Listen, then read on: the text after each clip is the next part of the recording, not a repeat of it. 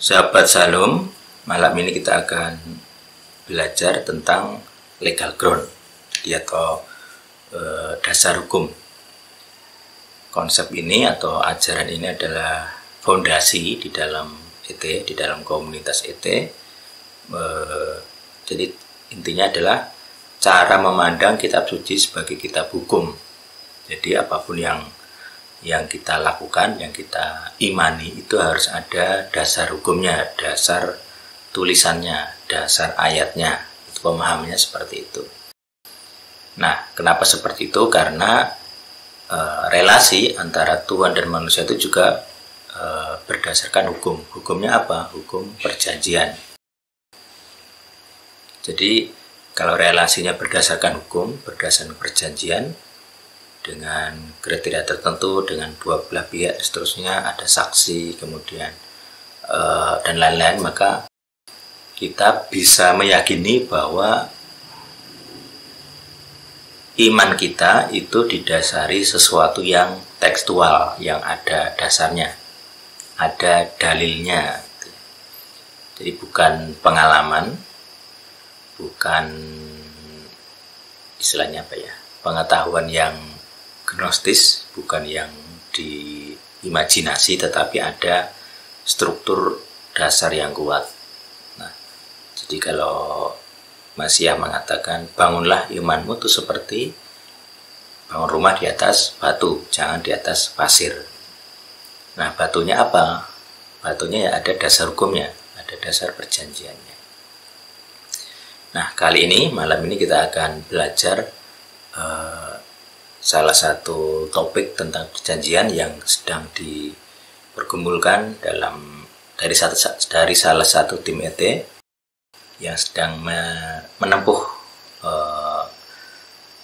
pendidikan strata 2 di STT Inteos. Jadi dia sedang menyusun satu presentasi yang saya rasa bisa saya sampaikan.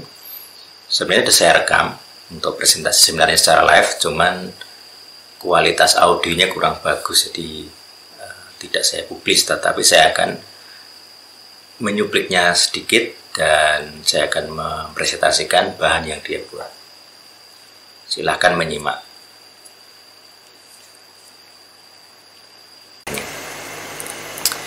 Reposte che da rapotisi che ridia sikinda reporet sakere de khai sikere poret sikin porque te sikiana arete que sikere de sikiana harapati hasikin poka poret hese kari kasikina haramante kesin koro pote il que te sikere pokora ta khai sikere posikete sa parete khai se kar poret sikere ta sikere poret sta koto kasa khara pota khasi kira ta khara pokasin porakate se kara ta khaya sakita poya sikira ta khaya se kita khara pora ta khaya sakara ta porate se kita sapere te kasi kira ta kese kares. Amin. Baik, jadi untuk topiknya yang pertama adalah materinya dulu ya. Saya buka dulu aja videonya. Jadi ini video seminar. Bapak Ayub memiliki waktu 45 menit, 30 sampai 45 menit sebagai narasumber. Jadi ini selama sesinya. Dan seterusnya nanti saya akan sampaikan, saya akan jelaskan gitu ya. Jadi saya akan coba menjelaskannya dalam versi saya gitu ya. Baik. Jadi memahami perjanjian atau memahami Alkitab.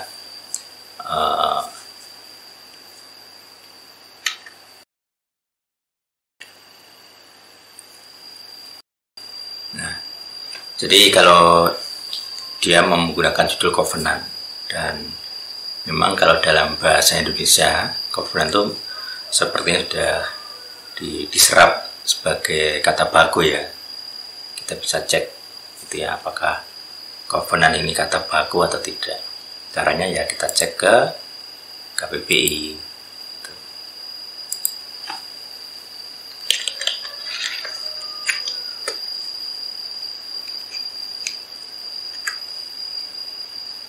Nah, kita cek covenant.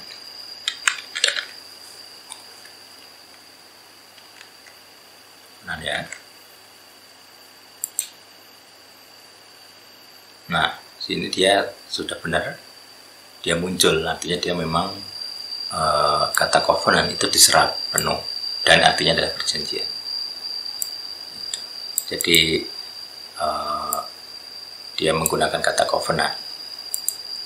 Memang agak sulit untuk pemilihan diksi kadang. Jadi kalau kata covenant itu kan dari bahasa Inggris, kemudian ketika dimasukkan bahasa Indonesia terus disamakan dengan perjanjian, sebenarnya ya bisa, tapi seringkali agak agak menyulitkan di dalam secara pemaknaan. Misalnya kalau ada video The Bible Project, itu dia sering pakai istilah The Covenant Promise, janji perjanjian. Nah itu jadi agak-agak, karena di dalam bahasa kita kata covenant ini sudah ada unsur perjanjian, sedangkan dalam bahasa Inggris dia perlu menekankan promise-nya, covenant promise. Sedangkan di dalam bahasa kita Indonesia, di dalam kata yang artinya covenant itu sudah ada kata janji perjanjian. Nah itu agak ya secara pemaknaan agak menyulitkan, maksudnya begitu. Baik, ya. Jadi dibangun di atas covenant. Sebenarnya materi covenant dari Kejadian sampai Wahyu nanti di video itu juga ada. Nanti saya kasih link di bawah untuk video-video selainnya di deskripsi ya.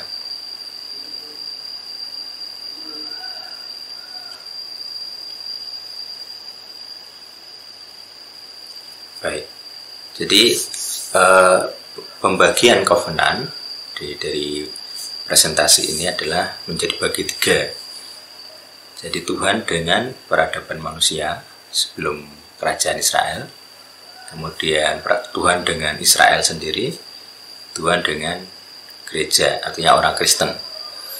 Nah, jadi tiap kali tahapan-tahapan ini dilakukan dengan perjanjian-perjanjian. Ada yang sepihak, ada yang dua pihak. Jadi perjanjian sepihak itu misalnya kayak Noah, ketika dia bikin pelangi itu kan sepihak, perjanjian sepihak. Jadi kayak kemudian perjanjian yang di sebelum poin di awal kejadian itu kayaknya semuanya banyak yang sepihak. Jadi Tuhan sendiri yang berjanji, Tuhan yang berjanji. Misalnya dalam Noah itu sendiri dia aku berjanji tidak akan menghukum lagi. Itu kan Noah tidak punya peran, dia tidak negosiasi. Misalnya lagi kita cek perjanjian Abraham tentang Sodom Gomora, itu kan perjanjian dua pihak, jadi ada negosiasi. Kalau kalau 50 orang, apakah engkau akan menghukum Sodom dan Gomora? Akhirnya sampai 10 gitu. Dengan pemahaman Abraham, 10 itu keluarga intinya Lot, ternyata kurang dari 10 ya, karena perjanjiannya sesuai, artinya prasyaratnya kan kalau 10, kalau kurang ya dibinasakan. Jadi karena perjanjian seperti itu, akhirnya dibinasakan seluruh kota Sodom. Baik, kita lihat dan gereja. Kita menyebutnya perjanjian baru. Di Yeremia atau ya banyak sih Yeremia pakai itu. Yeremia, Yeskiel itu banyak. Yeremia kalau nggak salah. Jadi semua relasi itu ada dasar perjanjiannya. Nah, legal agreement. Jadi kalau bahasa Inggrisnya kan agreement to do something, gitu ya, sebuah kesepakatan dan legal. Jadi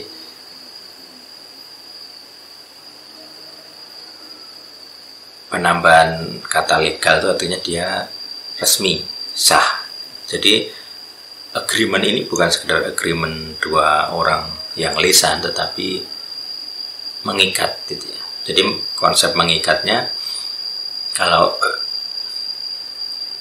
dilanggar akan ada sanksi.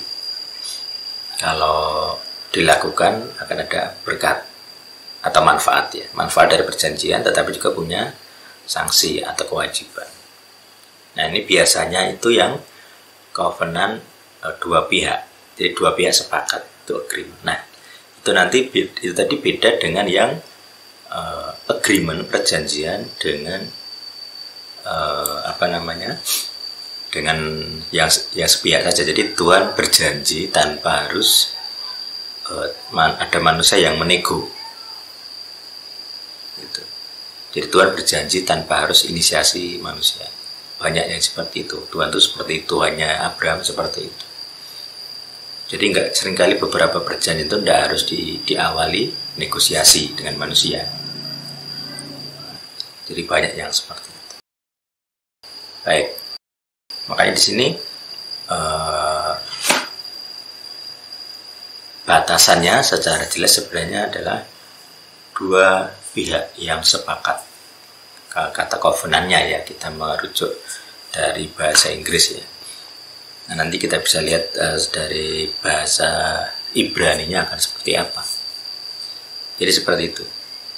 Nah, kalau di Indonesia kata covenantnya itu dipakai tetapi jarang secara umum ya. Artinya hanya dipakai dalam naskah-naskah yang legal, naskah hukum pernikahan dan seterusnya.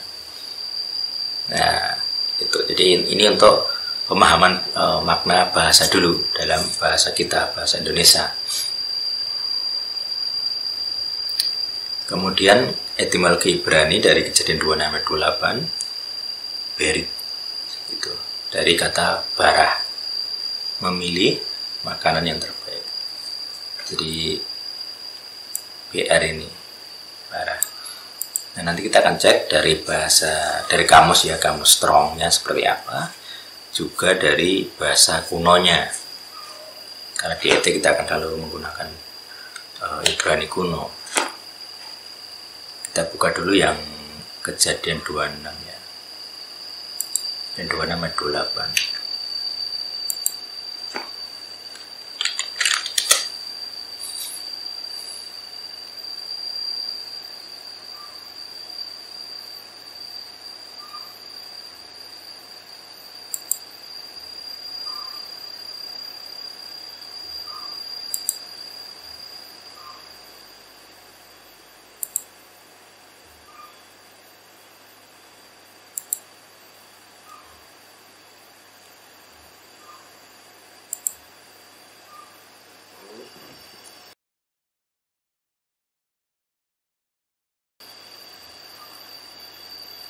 Baik, nah di sini kita lihat di Kejadian 26-28 itu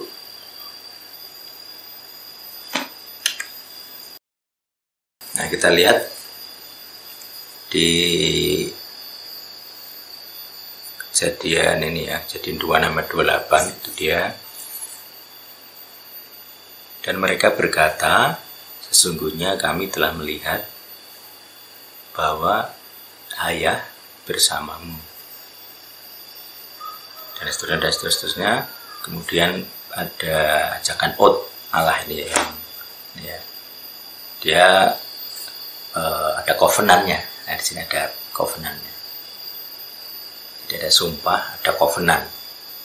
Tapi dia pakai kata Allah. Itu. Nah kata sumpahnya ini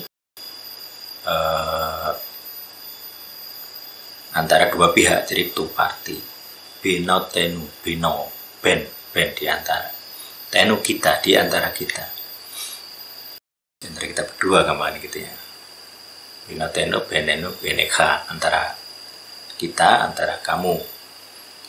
Benikeratah, marilah kita membuat covenant, membuat perjanjian. Di beritnya itu. Jadi wenikratahnya itu yang kata membuatnya ya. Jadi marilah kita membuat. Kalau misalnya pengen tahu maknanya bisa di dialog pop luar yang hitam ini, atau juga nanti dia ini ya yang hitam ini juga yang berit ini covenant. Nanti kita lihat dari kamus, dia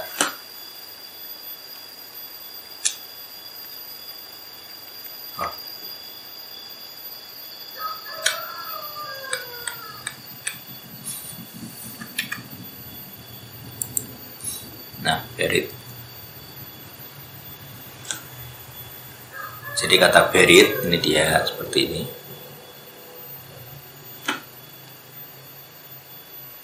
Secara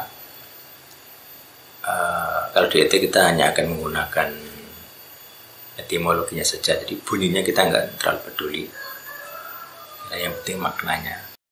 Nah, kalau dalam bahasa Ibrani modern, bahasa Masoret, itu berit seperti itu.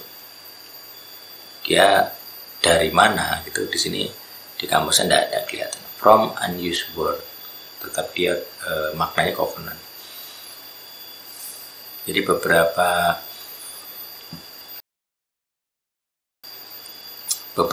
ayat yang mirip yang menggunakan kata berit, semuanya menggunakan terjemahan covenant. Nah, bisa dilihat di sini. Ya, jadi secara dalam bahasa Inggris tidak ada makna ganda, jadi semuanya dimaknai covenant dan seterusnya. Baik, karena dalam kamus Strong, di atas kamus ini ya, kamus NHS tidak ada, blower trigger tidak ada etimologinya. Sedangkan dalam kamus Strong itu ada dari kata bara. Bara itu apa? Bisa dilihat, memakan. Jadi kata bara itu memakan. Cuman kata bara ini juga bisa diartikan ini ya, memilih, memakan, memberi makan daging kalau di sini misalnya. Kemudian makanan dan seterusnya. Jadi akar katanya perjanjian itu makan, perjanjian makan atau cara makan itu dari kamus Strong. Kita bisa bandingkan dengan etimologi kunonya dari bahasa Ibraninya. Kita akan lihat dulu kamusnya.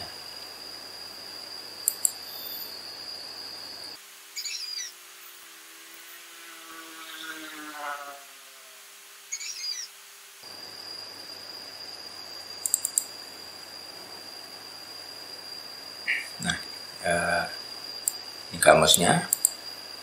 Ancient Hebrew Lexicon of the Bible. Kita cari covenant.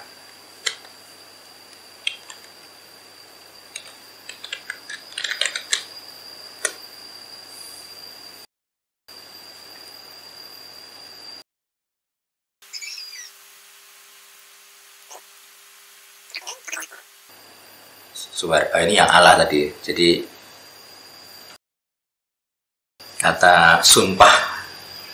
Jadi dalam bahasa Ibrani covenant itu ada unsur sumpahnya. Allah. Ini Aleph, ini Lamet, ini He. Jadi di sini ada Allah itu swear, bersumpah. Yoking. Jadi bersumpah itu yoking together. Mengikat, membelenggu sebenarnya, membelenggu dua pihak, membelenggu bersama dalam dua pihak. Jadi misalnya ilustrasi yang paling pas ya kayak lembu atau sapi yang sedang membajak. Jadi dia keduanya diikat oleh di lehernya, itu ada kayunya gitu. Nanti saya kasih gambarnya. Nah itu yoke together, membelenggu keduanya di dalam satu tujuan, dalam satu komando, satu perintah. Jadi dia itu maksudnya mengikat kedua pihak. Di sini ya saya jelaskan. Mengikat kedua pihak dengan yoke. Yoke itu kuk dalam bahasanya Alkitab LAI. Kemudian yoke otnya itu sumpah. Jadi harus dengan kata-kata. Jadi perjanjian ini harus dengan kata-kata sumpah. Itu maksudnya. Jadi pengikatannya itu harus dengan diucapkan. Makanya ketika Sang Putra itu kan disebut sebagai Sang Sabda, diucapkan oleh Tuhan.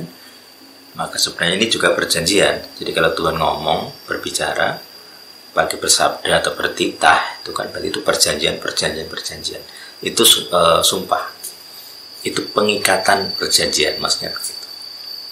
Jadi kalau Tuhan sudah ngomong, itu ada Allahnya, ada swearnya, ada sumpahnya. Makanya sangat mengikat. Kalau Tuhan sudah ngomong, memutuskan dalam makna memutuskan ya, bukan ngomong bertanya. Jadi kalau Tuhan sudah memutuskan kemudian bersabda, artinya dia kayak hakim yang ketok palu memutuskan, maka itu belenggu. Gitu. Jadi kalau Tuhan sudah setuju, siapapun tidak bisa menggagalkan. Kalau Tuhan sudah buka pintu, siapapun tidak bisa menutup. Makanya kenapa? Karena Tuhan sudah bersabda, memutuskan bersabda, dan seterusnya. Itu. Nah di sini juga ilustrasinya tadi, the God of the Hebrew was seen as the altar ox. Jadi simbolisme bajak, lembu atau sapi yang membajak, itu satunya Tuhan, satunya manusia. Jadi manusia dan Tuhan sama-sama dibelenggu oleh sumpah itu, oleh perjanjian. Makanya di ini yang kalau nggak lihat kalimat lengkapnya, kita nggak akan tahu bahwa di ayat ini itu ada dua kata perjanjian, dua makna ya. Satunya Allah, swear, bersumpah. Kemudian ini tadi ya, bersumpah. Kemudian covenant. Jadi covenant itu pasti ada sabdanya. Makanya iman timbul dari pendengaran. Pendengaran apa? Sabda Tuhan. Jadi kalau Tuhan sudah bersabda, kalau Masiah atau Kristus sudah bersabda, itu sumpah. Dan bisa timbul iman. Jadi kalau Tuhan sudah beralah, sumpah, ada powernya, ada kuasanya. Begitu. Ini pemahaman tentang covenantnya dari ayat ini. Kemudian kata berit sendiri, kita bisa cek lagi di Ibrani Kunonya ya. Kita cek kata berikutnya.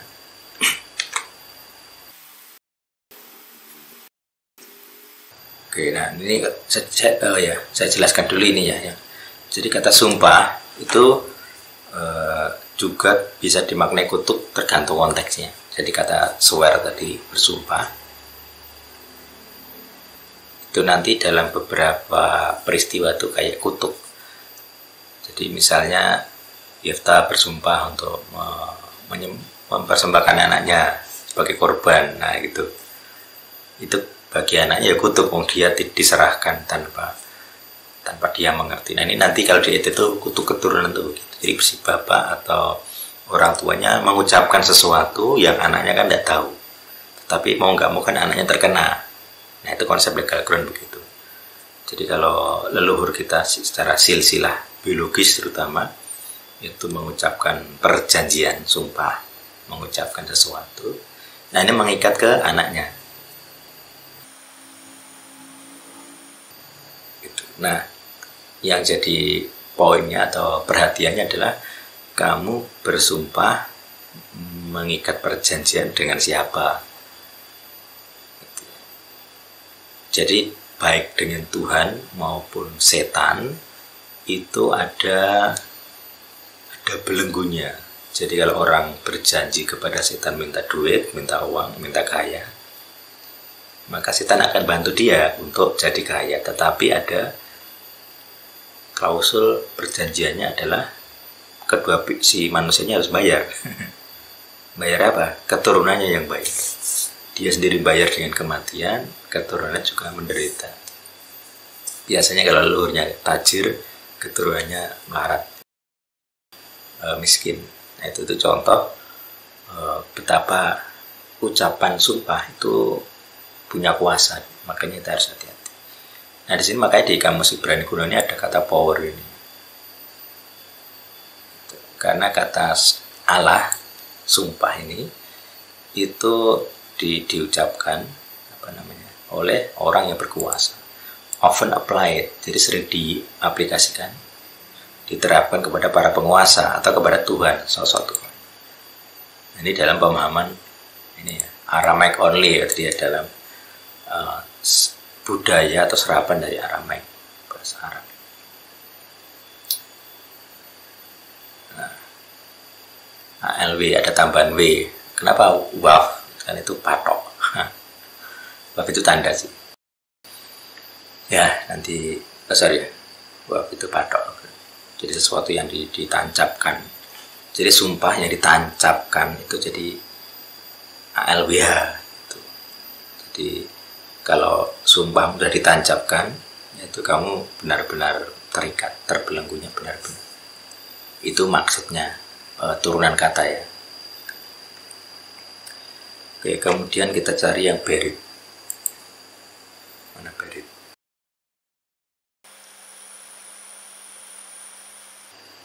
Ini juga sebenarnya nanti ada bagusnya, nanti kita bahas, tapi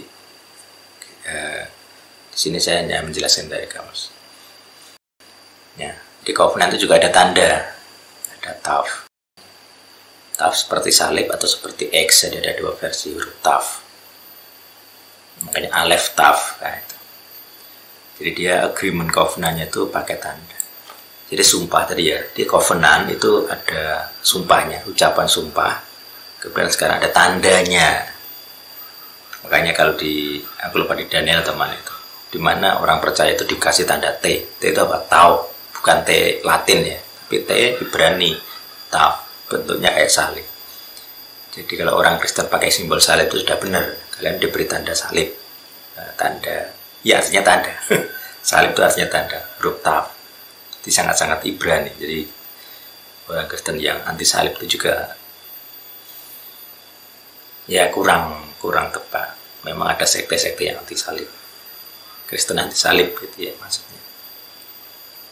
Tetapi kalau kita lihat pakai Ibrani kuno malah tepat tuh pakai salib. Jadi Kristen tuh pakai salib tuh pas tanda, kamu tuh punya tanda. Di jidatmu ada tanda salib. Nah kalau di sekte Katolik atau Ortodok kan ada, biasa mereka punya ini ya, tradisi Rabu Abu, ibadah Rabu Abu itu di jidat dikasih tanda salib hitam pakai abu. Abunya biasanya dari apa tuh namanya, pohon atau daunnya ya, daun nipah atau daun ya itu, daun ini. Intinya begitu. Jadi kalau misalnya pemahaman ini kita terima, itu tanda itu jadi orang tidak anti salib. Soal bentuk salibnya apa, karena di Romawi itu ada banyak versi salib. Tidak hanya yang plus, ada yang memang ada yang X gitu. Atau yang ada hanya tiang sini saja. Itu tidak masalah mau pakai versi apapun yang dipakai secara fisik. Tapi dalam bahasa kunonya, tanda itu plus dan X gitu. Jadi nggak masalah. Mau X mau plus nggak masalah. Jadi orang Kristen pakai tanda X ya nggak apa-apa sebenarnya. Yang penting jadi ada covenant itu ada punya, saya ulangi, ada sumpahnya, kemudian ada tandanya. Oke, sekarang kita cari lagi covenant itu apa saja. Ini masih tanda ya. Nah, awet ini tanda yang dipatokkan itu lebih kuat lagi. Jadi ini alef strong kuat, kemudian ini waf itu patoknya mah ditancapkan tanda. Jadi tanda yang ditancapkan dengan kuat. Apa itu? ya itu penekanannya dari tanda tadi, tanda perjanjian. Kemudian kita cari lagi. Nah, ini barah, ini yang tadi dibahas di sini ya. Jadi kata kerja barah ini, terus di kamus ini juga ada barah. Nah ini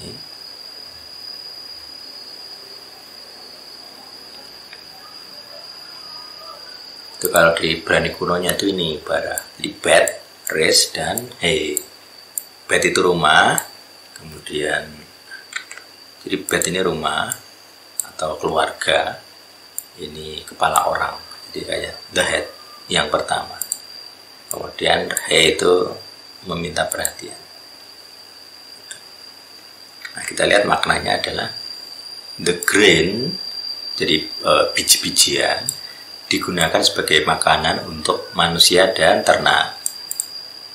Terusnya kemudian ternak ada yang diberi apa namanya pakan biji-bijian itu menjadi lemak fat, jadi gemuk. Dan yang terbaik untuk slaughter. Kenapa? Karena makanya di perjanjian Sinai atau agama Sinai itu dia perjanjian Sinainya itu dilakukan dengan livestock, ternak yang disembelih. Karena konsepnya ini aku perlihatkan kata bara. Jadi ternak yang diberi pakan biji-bijian dia jadi gemuk, dan yang gemuk-gemuk ini paling bagus untuk jadi korban sembelian, korban darah sembelian. Makanya harus menggunakan hewan. Kenapa? Karena covenant zaman dulu itu pakai bara. Maknanya adalah bara, memakan. Jadi memakan, terus daging, terus menggemukkan lewat makanan itu. Jadi makanan itu menjadi daging tadi yang gemuk tadi itu sesuatu yang sangat erat dengan covenant. Jadi perjanjian dengan makan. Makanya Yesus sendiri menggunakan istilahnya perjamuan terakhir. Kenapa? Itu bara. Jadi di PB itu ada barahnya, ada perjanjiannya. Begitu ya. Jadi di PB itu ada barahnya, ada perjanjian. Oke, kemudian ini meat, the choicest meat. Nah, jadi daging yang terbaik itu yang gemuk. Nah, gitu. Nah, ini covenant tadi yang saya jelaskan ya. Covenant dilakukan melalui sacrifice, pengorbanan, a choice.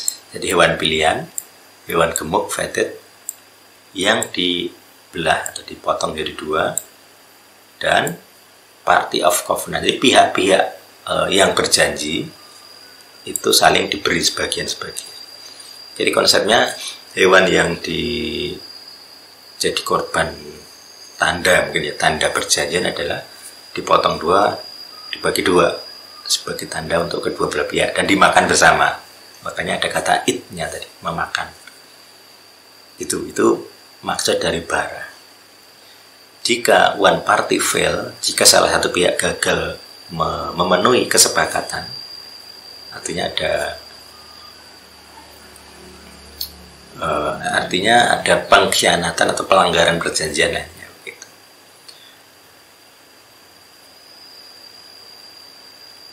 Maka sebenarnya pihak yang kedua itu berhak mengkhianati juga. Artinya kalau itu perjanjian damai, satunya kayak gencatan senjata gitu ya, atau perjanjian damai, walaupun itu beda versi ya kalau secara hukum.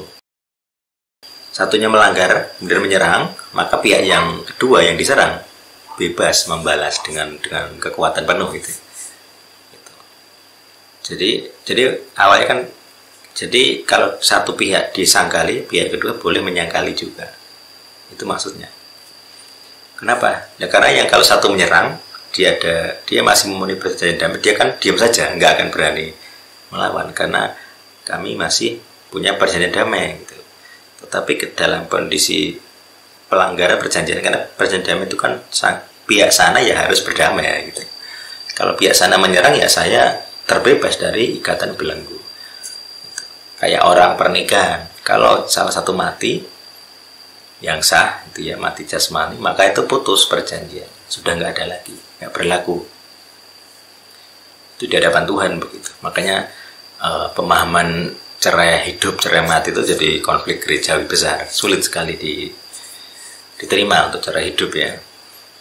Itu walaupun sebenarnya Yesus sendiri ini yang jarang berani dibahas. Yesus sendiri membenarkan perceraian karena zina. Jadi perjanjian itu kalau satu pihak sudah berzina, satu pihak berhak menyangkali juga sebenarnya gitu. Nah, di sisi lain ada pengampunan, tetapi pengampunan itu saya harapkan bukan karena terpaksa, bukan karena kamu Kristen Tuhan harus mengampuni, bukan itu maksudnya. Dalam konteks perjanjian pernikahan itu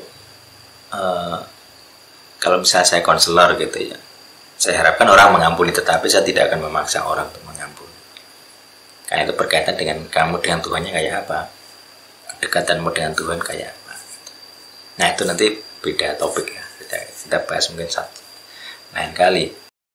Intinya adalah kalau satu pihak melanggar, sebenarnya pihak yang kedua itu berat juga melanggar.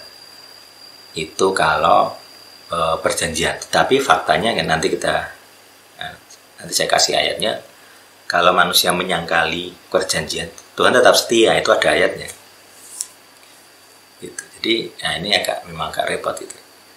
Ternyata Tuhan pun setia dengan perjanjian yang telah diucapkan di dalam kedua pihak.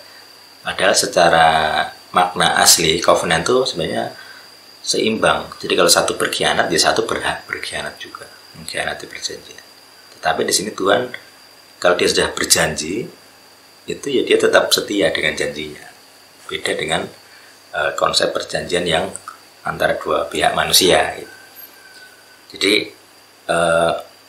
kemungkinannya adalah karena ini memang wataknya Tuhan seperti itu. Jadi artinya perjanjian dua pihak antara Tuhan dan manusia itu sebenarnya itu wujud lain dari perjanjian sepihak bagi dia ya. Jadi sehingga ketika manusia yang pihak kedua yang lawan perjanjian ini menyangkali atau berkhianat, dia tidak bisa mengkhianati dirinya sendiri. Aku sudah berjanji gitu mas. Kalau aku janji ya sudah, aku sudah bersumpah. Jadi bagi Tuhan janji dan sumpah itu sama dengan, tidak ada perbedaan. Jadi kalau pakai kata perjanjian, ya sama dengan persumpahan itu.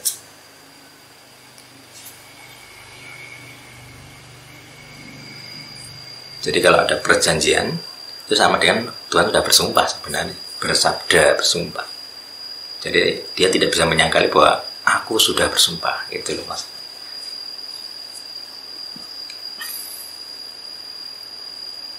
Oke, itu ya.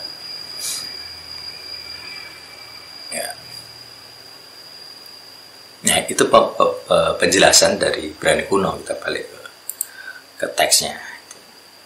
Nah ini memilih yang terbaik.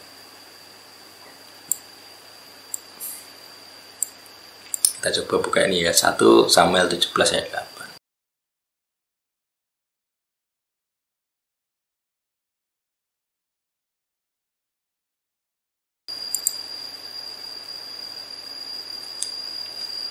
Nah, kita lihat mana kata oke.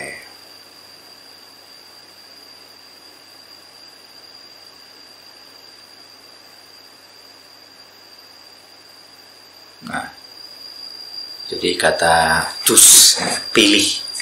Jadi kata barah itu bisa juga. Jadi sama ya, 1262 berarti kan. 1262. Nah ini juga 1262. Kata barah.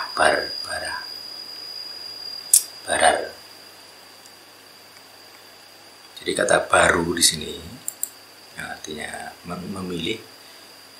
Ya itu kan sebenarnya kata dasarnya kan BR ini sebenarnya. BRH. Nah, kata BR-nya itu masih ada, yaitu memilih. Nah, ini aspek ketiga dari perjanjian. Jadi yang pertama tadi kan sumpah. 1 sumpah, 2 tanda, yang ketiga apa? Memilih. Gitu ya. Memilih. Jadi makna sumpah itu gitu. Memilih itu berarti kehendak bebas. Pilihlah. Jadi kalau saya berjanji dengan Tuhan, saya memutuskan dengan kehendak saya sendiri, bukan dengan paksaan, bahwa saya mau bersumpah, mau berjanji. Nah ini nanti kalau misalnya orang masuk Kristen, kemudian dia memutuskan percaya, nah itu dia harus dengan kehendaknya sendiri. Makanya kalau di gereja biasanya ada katekisasi, itu sebenarnya untuk ngetes ini, boru ini, pilihlah. Sama seperti Yosua kan, Ben Nun ya, Yosua Ben Nun. Pilihlah hari ini kepada siapa kamu akan beribadah. Aku akan beribadah kepada Adonai, Tuhan Abraham. Kalau kamu ya terserah. Kalau kamu pandang baik beribadah kepada berhala ya silahkan. Tapi aku akan menyembah Adonai, Tuhan Abraham, Tuhan Israel. Begitu, itu pilih, boru, barah. Jadi kata berit, barah, boru, memilih, nah ini harus ditekankan. Itu ya. Jadi selain kata tadi ada korban, ada dua pihak tadi, nah sekarang ada tambahan lagi, memilih. Jadi kamu harus memilih Tuhanmu. Makanya ngetes orang beriman, tau nggak, itu gampang banget. Kehendak bebasnya seperti apa. Nah nanti ini juga sebenarnya masuk dalam konsep doktrin predestinasi. Kalau di ET ya beda dengan predestinasi reform, agak beda sedikit.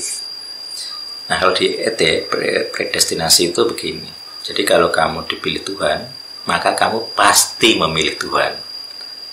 Ini saya ini tafsir penjelasan di ET. Kenapa? Karena perjanjian itu seperti ini, ada borunya, ada barunya, ada barahnya, ada BR-nya.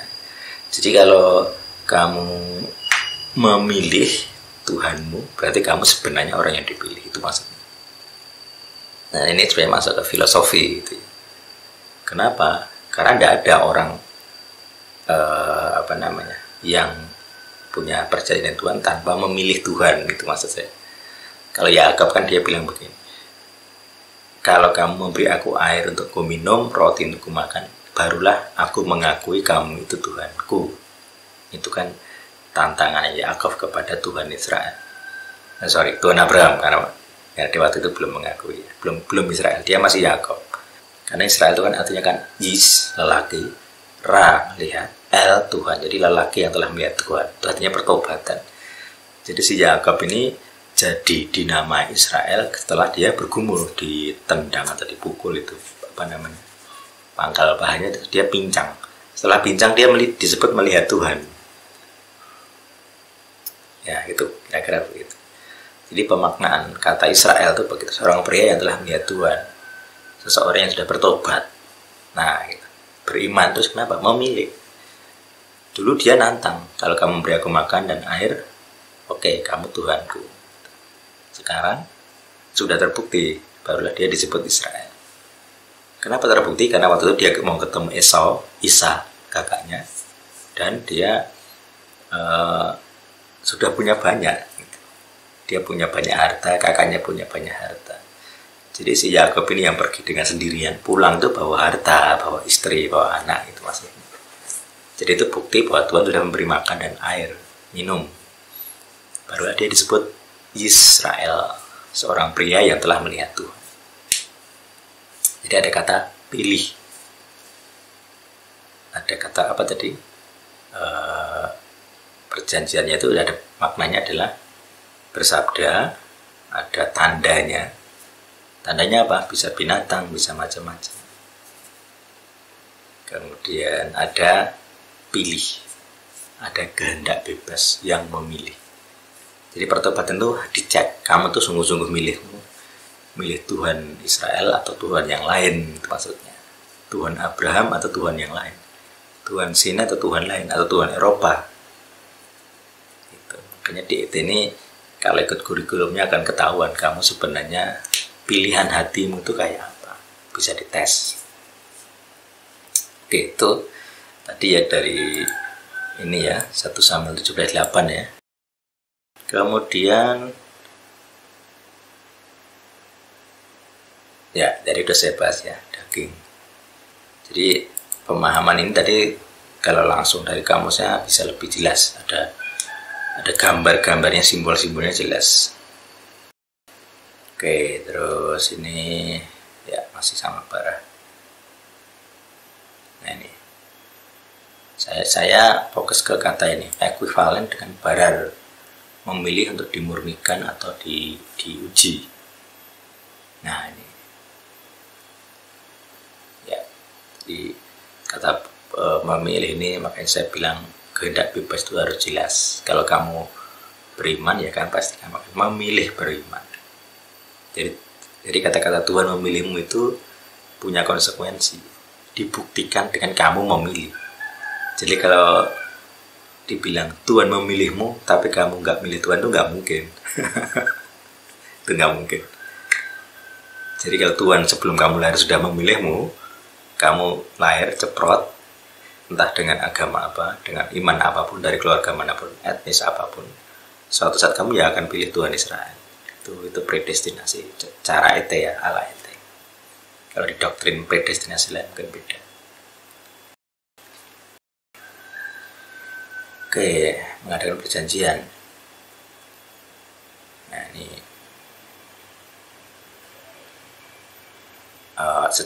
secara literal sebenarnya.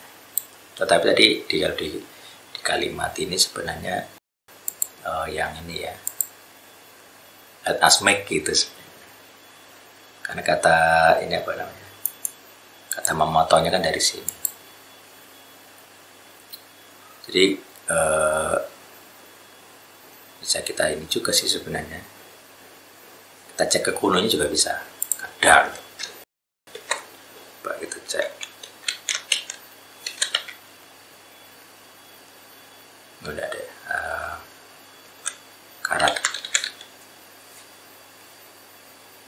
Maka ada.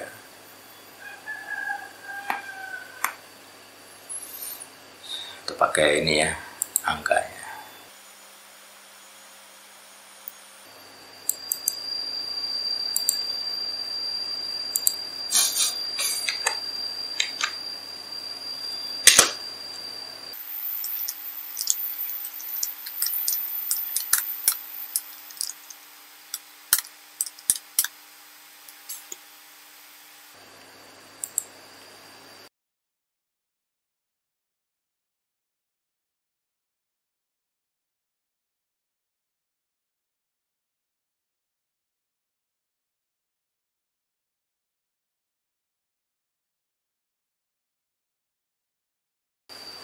Nggak ada kunonya. Nggak ada kunonya. Ini kata serapan.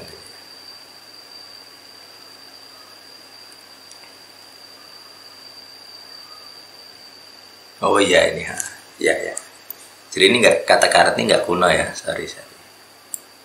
Ini karatu dari Assyrian. Makanya di kamus kuno nggak ada.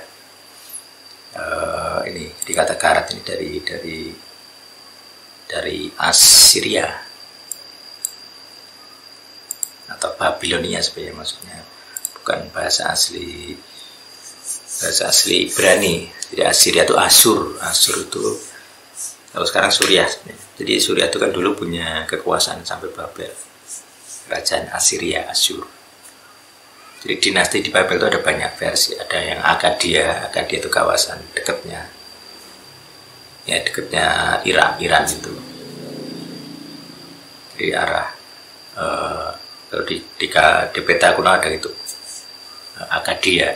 Nah Asyir itu agak ke barat sedikit, ke Niniwe yang sekarang Suriah. Itu jadi kadal, jadi karato ini istilah Aram sebenarnya, istilah serapan Aram. Makanya di kunonya Ibrani tidak ada. Makanya kalau saya tuh kalau di itu ya membedakan antara yang asli Ibrani dan serapan. Kalau karato kan serapan. Jadi saya akan fokus ke yang Ibrani kuno saja, yang di beritnya.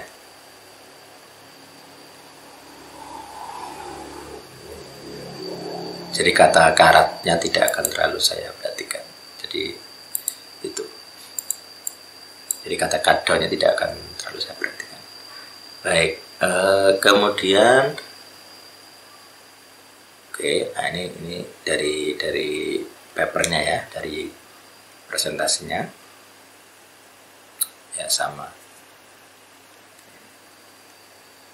Cuman yang memotong ini yang kurang kuno intinya.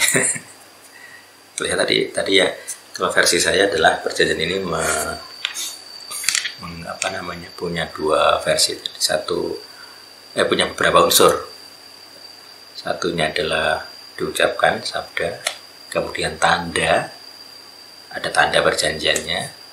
Nah, ada pilihan memilih. Itu ada ya 3 lah. Jadi kalau dalam bahasa Ibrani kuno ada 3 unsur itu yang mendasari gitu ya. Nah, jadi diomongkan, diucapkan, ada tandanya, ada pilihannya. Nanti cocok ini kalau orang sedang perjanjian pernikahan atau perkawinan ya, diucapkan, jadi harus diucapkan mulut. Kenapa harus mulut? Karena apa yang dipercaya dalam hati diucapkan dengan mulut, itu pembuktian isi hati. Makanya kalau orang jatuh cinta dalam hati ya diomongkan, jangan diam saja, diomongkan, ditindakkan, dilakukan dengan tindakan. Sebagai bukti ada rasa dalam hati. Kemudian tanda, biar tanda ini kode, dalam orang urusan asmara itu kode-kode. Ada yang kelihatan, ada yang enggak. Makanya kadang ada istilah, kamu tuh enggak peka, tanda cintamu mana? Ini perjanjian cinta. Kemudian memilih. Nah, misalnya ada sekian target, siapa yang dia pilih, atau sekian pilihan gitu ya, siapa yang dia pilih. Laki perempuan sama saja, beda cara saja, tapi unsur memilihnya sama. Nah itu ada 3 unsur itu ya. Jadi kalau nah ini mendasari di konsep perjanjian ini. Jadi konsep perjanjian ini mendasari banyak hal di ET, di doktrinnya ET banyak sekali.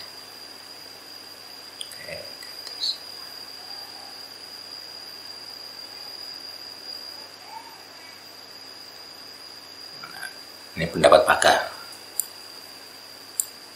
Ibrani ya tentunya. Nah, dari Louis Berkhof, tapi dia kan tidak membahas Ibrani kuno. Nah, di kita bahas Ibrani kuno yang saya jelaskan tadi. Jadi beda. Nah, kalau dia kan ngomongnya dari Assyria Berit itu. Saya pakai kamus Ibrani kuno.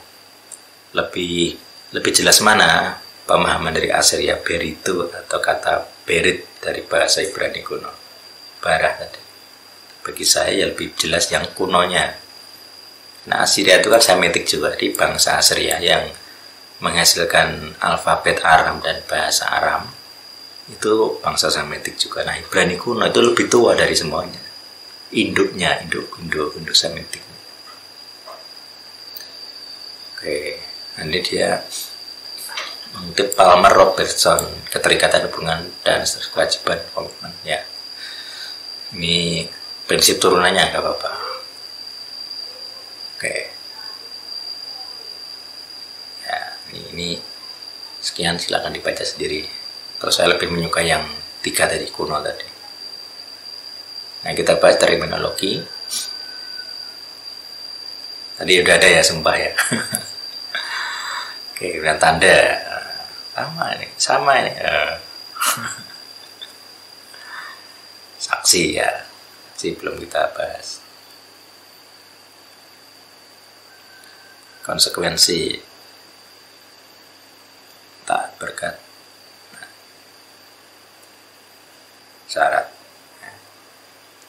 Jadi dalam paper ini atau jurnal ini kan untuk tesis ya, ada sumpah, tanda, saksi, konsekuensi dan syarat. Nah ini kalau ini kan juga mengambil dari kalau di perjanjian umum ya, maksudnya pemahaman hukum tentang perjanjian kan harus ada ini, jaminan, tanda, saksi, konsekuensi, syarat. Itu saya pikir hal umum lah dalam pemahaman. Jadi struktur idenya itu dari perjanjian umum, tidak hanya di agamawi gitu maksudnya. Jual beli apa itu kan juga ada seperti itu, ada syaratnya, ada konsekuensi, berkat kutuk. Jadi itu penurunan makna dari kata perjanjian. Tadi untuk unilateral, jadi perjanjian sepihak, tidak, jadi pihak kedua nggak perlu berjanji apapun. Nah, dia menekankan pada kesetiaan kepada perjanjian itu sebagai jangkar. Jadi Noah, Abraham, Musa, Daud, terusnya perjanjian baru gitu. Nah, oke, terus oke, baik, itu pelajaran singkat. Jadi kalau di saya akan menekankan tadi ya, kalau membahas perjanjian itu 3 tadi diucapkan, ada tanda, ada kehendak bebas. Itu unsur-unsur suatu perjanjian. Jadi kalau sudah ada 3 itu sebenarnya unsur inti dari perjanjian itu sudah terjadi. Jadi misalnya 2 orang berjanji tanpa ada saksi selain keduanya itu sudah sah. Tidak perlu saksi lain maksudnya. Cukup pihak-pihak. Kalau pihak-pihak ini kan nggak bisa disebut saksi sebenarnya. Kalau misalnya, makanya kadang ada beberapa ayat yang pakai konsep 2 ini. Kesaksian 2-3 orang adalah sah. Jadi kalau ada kesaksian, ada peristiwa apa terus ditanya kesaksian, minimal 2-3 saksi gitu. Jadi kalau cuma 1 kosek-kosek gitu. Minimal 2. Kalau di kalau misalnya menerjemahkan bahasa lidah, minimal 2 orang juga yang mengucapkan dan 1 penerjemah. Ya minimal keduanya sepakat, kira-kira artinya ini. Untuk ngecek apakah kita bersaksi Tuhan sudah mengirim pesan.